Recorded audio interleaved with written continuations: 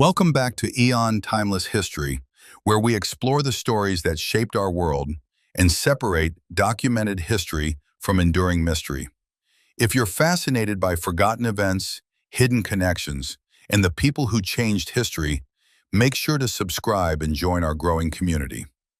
Now, imagine standing on the deck of the most luxurious ship ever built, believing you were sailing aboard a vessel that many believed could never sink. Around you were some of the wealthiest and most influential people on Earth. Just 4 days later, more than 1,500 lives would be lost, and one of history's greatest mysteries would begin. More than a century later, people are still asking the same question. Was the Titanic simply the victim of human error and nature, or did its tragic sinking become linked to one of the most influential financial changes in American history? Before we begin, tell us where you're watching from and let us know in the comments. Do you believe history is driven mostly by coincidence, or do powerful people sometimes shape events behind the scenes? We always enjoy reading your thoughts, and respectful discussion is what makes this community so interesting. To understand why the Titanic continues to inspire debate, we have to leave the icy waters of the North Atlantic and travel back to an America that was changing at an extraordinary pace. During the late 19th century, the United States transformed from a developing nation into an industrial powerhouse. Railroads stretched across the continent, factories produced goods on an unprecedented scale, and cities grew almost overnight. Behind much of that expansion stood a small number of businessmen whose wealth and influence reached into nearly every corner of the economy. Among the most powerful was John Pierpont Morgan, better known as J.P. Morgan. Unlike many industrialists of his era, Morgan did not build his fortune by inventing a new machine or operating a factory. His greatest strength was finance. He understood how money could shape entire industries, and he became the man many companies turned to when they faced financial collapse. Morgan's influence extended across railroads, steel, electricity, and banking. Rather than simply investing, he reorganized struggling companies, negotiated mergers, and placed experienced executives in positions of leadership. Supporters believed he brought order to industries that had become chaotic through fierce competition. Critics argued that he concentrated too much economic power in too few hands. Whatever opinion people held, few could deny that Morgan had become one of the most influential figures in American business. His reputation grew even stronger during the Panic of 1907. At the time, the United States had no central bank capable of providing emergency support during a financial crisis. When a failed stock speculation triggered widespread fear, banks faced enormous withdrawals. Businesses struggled to obtain credit, and confidence in the financial system rapidly declined. As panic spread, government institutions lacked the tools needed to stabilize the situation.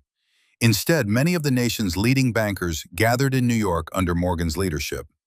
Working through long days and sleepless nights, Morgan persuaded competing financial institutions to cooperate, arranged emergency loans, and helped restore confidence before the crisis grew even worse. For many Americans, his actions prevented an economic disaster. Others saw something more troubling. If one private citizen possessed enough influence to stabilize an entire financial system, what did that reveal about the balance of power between government and private finance? That question would soon lead to one of the most significant discussions in American financial history. In response to the Panic of 1907, lawmakers began searching for ways to prevent similar crises in the future. The banking system needed reform, but opinions differed sharply on what those reforms should look like. Some believed the nation required a central institution capable of providing emergency liquidity during times of financial panic. Others worried that concentrating financial authority could place too much influence in the hands of major banking interests. These debates eventually led to a remarkable meeting in November 1910.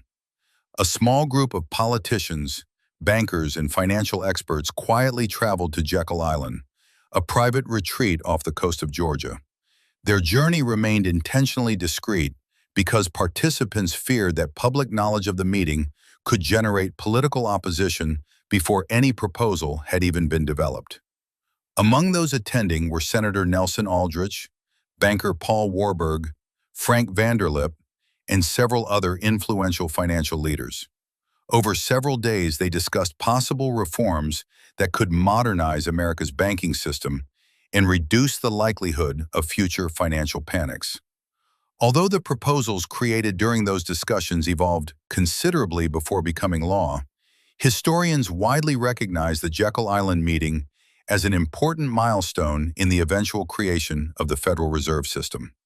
Years later, the secrecy surrounding the gathering fueled countless theories. Why had such influential figures met behind closed doors? Why had they concealed their identities while traveling? These unanswered questions became fertile ground for speculation, especially after another historic event captured the world's attention. That event was the maiden voyage of the RMS Titanic. When construction began, the Titanic represented the pinnacle of engineering, luxury, and ambition. Built by the White Star Line, the ship measured nearly 900 feet in length and featured elegant dining rooms, grand staircases, luxurious suites, and modern technology unlike anything most passengers had ever experienced. The Titanic was designed not simply as transportation, but as a symbol of progress. It reflected an era in which many believed technology had conquered nearly every obstacle nature could present. Its passengers represented every level of society. Wealthy industrialists traveled alongside immigrants hoping to begin new lives in America. First-class accommodations rivaled the finest hotels in Europe, while lower decks carried families seeking opportunity across the Atlantic. Among those aboard were several of America's most prominent businessmen, including John Jacob Astor IV, Benjamin Guggenheim, and Isidor Straus. Each possessed immense wealth and influence, though they came from different industries and backgrounds. John Jacob Astor was one of the richest individuals in the world, having inherited and expanded one of America's great family fortunes. Benjamin Guggenheim belonged to the famous mining dynasty that helped shape industrial America. Isidor Straus, together with his brother, transformed Macy's into one of the country's most successful department stores, while also serving in public office. Their presence aboard the Titanic would later become one of the reasons conspiracy theories emerged.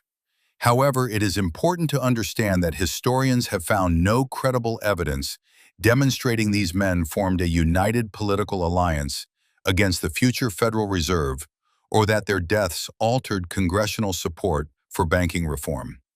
Even so, their prominence ensured that their tragic fate captured international attention. As the Titanic departed Southampton on April 10, 1912, thousands gathered to watch history unfold. Newspapers celebrated the voyage, passengers admired the ship's elegance, and few imagined that within days, the world's most famous ocean liner would become one of history's greatest maritime disasters. The excitement surrounding the voyage reflected the optimism of the age. Technology seemed unstoppable. Wealth appeared limitless. Progress felt inevitable. No one could have predicted that the Atlantic Ocean was about to deliver a harsh reminder that nature remained beyond human control. In the next chapter of our story, we'll follow the Titanic into the icy North Atlantic, examine the events of that unforgettable night, explore why the disaster continues to inspire debate more than a century later, and separate historical evidence from the myths that still surround one of history's most famous tragedies. Before we continue, if you're enjoying this documentary, take a moment to like the video and subscribe to Eon Timeless History. It helps us create more deeply researched documentaries exploring the fascinating moments that continue to shape our understanding of the past.